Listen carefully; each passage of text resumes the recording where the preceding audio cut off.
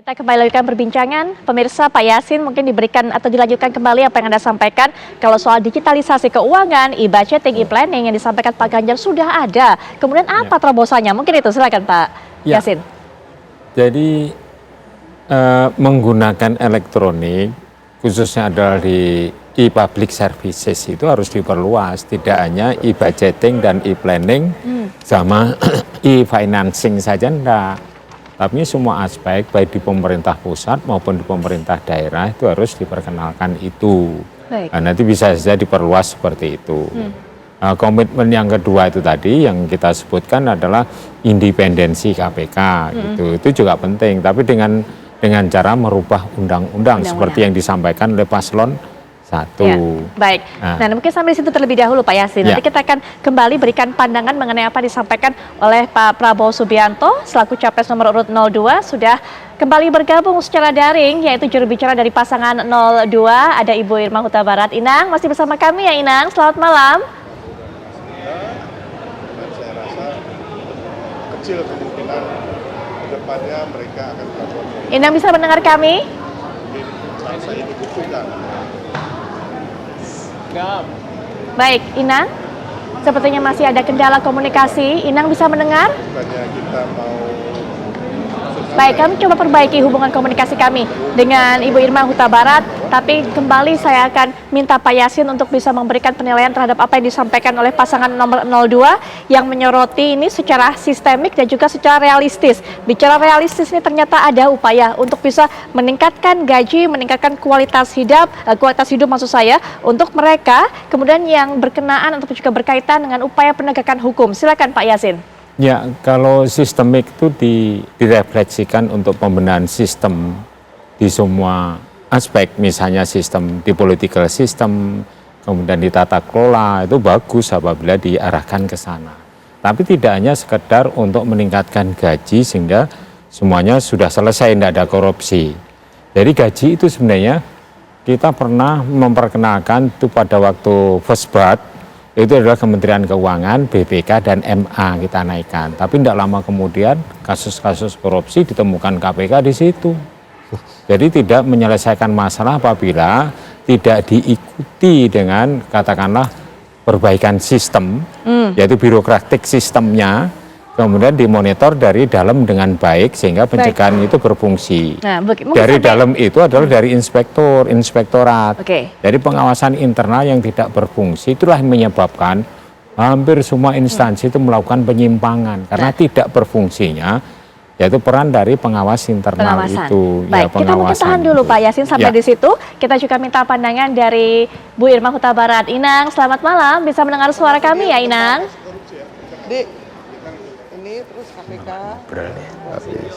Inang? Foto juga. Oke. Inang, selamat malam. Jaringan Selamat mungkin malam, dia. Putri apa kabar? Baik, Inang. Jumpa lagi. Iya, masih bersama kita juga. Inang, mengenai upaya ataupun juga niat dari Pak Prabowo untuk bisa meningkatkan kualitas hidup. Ini mereka yang kemudian juga memegang kendali dan juga berkaitan dengan upaya penegakan hukum. Kalau tadi kata Pak Yasin selaku mantan pimpinan KPK, itu bukanlah satu-satunya cara yang cukup efektif untuk bisa meningkatkan bahkan juga menekan angka korupsi. Butuh pengawasan internal juga Inang, masalah ini. Silakan Inang.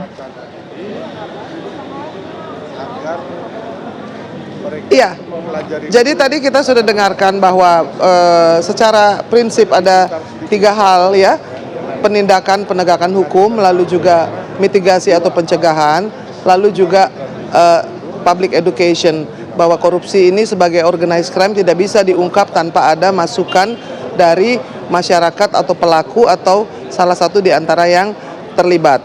Lalu ditambah lagi oleh Pak Prabowo tadi bahwa sebetulnya secara sistemik disebutnya ya, sistem yang memperbaiki bagaimana supaya para penegak hukum itu diberikan gaji yang memadai. Diberikan contoh bagaimana para hakim ya, hakim itu penting sekali karena ketika KPK bekerja dengan keras, lalu hakim tidak menjatuhkan hukuman dengan sungguh-sungguh karena kita melihat banyak hakim, bahkan hakim agung pun juga yang masuk penjara. Artinya banyak korupsi yang masih terjadi. Salah satu penyebabnya adalah remunerasi atau gaji yang tidak sepadan dengan tanggung jawab. Ketika menghandle atau menangani perkara yang bertriliun-triliun, korupsi yang ratusan miliar yang besar sekali jumlahnya, maka gaji dari seorang hakim, dari hakim biasa sampai hakim tinggi itu harus betul-betul melebihi dari pejabat yang lain, sehingga tidak ada kemungkinan untuk disogok, lalu juga kemungkinan untuk korupsi diperkecil. Itu salah satu dari sisi yang realistis ya, menurut pasangan 02. Pak Prabowo tadi juga mengatakan seluruh penyelenggara negara yang menghandle dana atau anggaran yang sangat besar tidak bisa diberikan gaji yang kecil. Ya. Karena itu, satu, tidak adil, dua, itu juga membuka kesempatan untuk korup.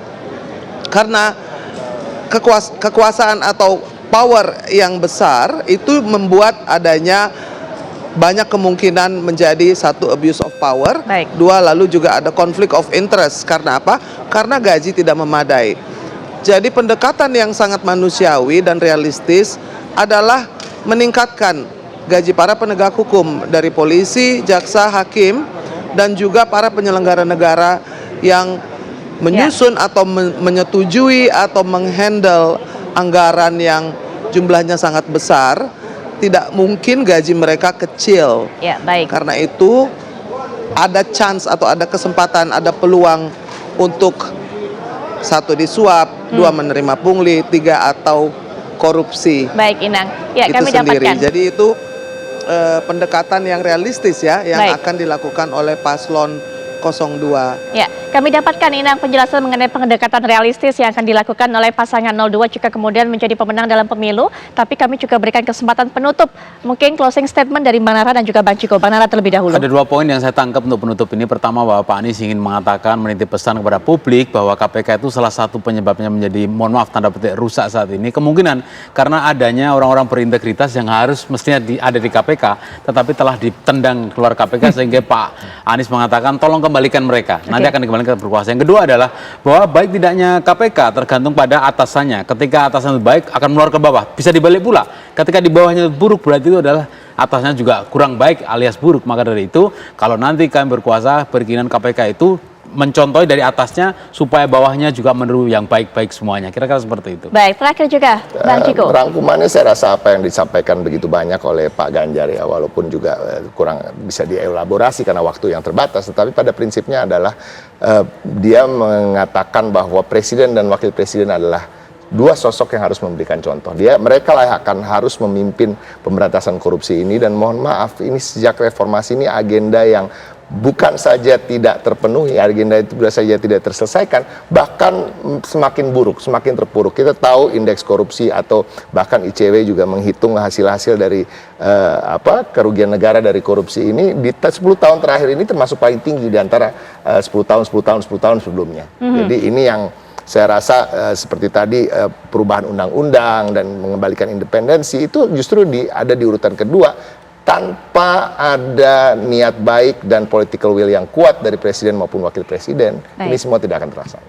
Baik, Bang Ciko terima kasih, Bang Nara terima Terima kasih. kasih, Ina juga terima kasih sudah meluangkan waktu dari sana, dari KPK untuk bisa memberikan pandangannya dan juga memperjelas apa yang disampaikan oleh pasangan capres-capres dari masing-masing. Ini kita dengarkan tadi dari juru bicara. Pak Yassi juga terima kasih sudah memberikan penilaian terhadap apa yang sudah disampaikan oleh para pasangan capres-capres. Pemirsa, kita sudah mendengarkan bagaimana komitmen disampaikan oleh pasangan capres-capres baik nomor urut 1, 2, 3 mengenai tekad mereka, political will mereka jika mereka terpilih tentunya untuk bisa memberantas korupsi di tanah air. Yang pasti ini semua juga bisa menjadi masukan untuk Anda sebelum Anda berangkat ke TPS 14 Februari 2024 mendatang. Kami kabarkan, Anda putuskan. Saya Putri Viola pamit, selamat malam. Sampai jumpa.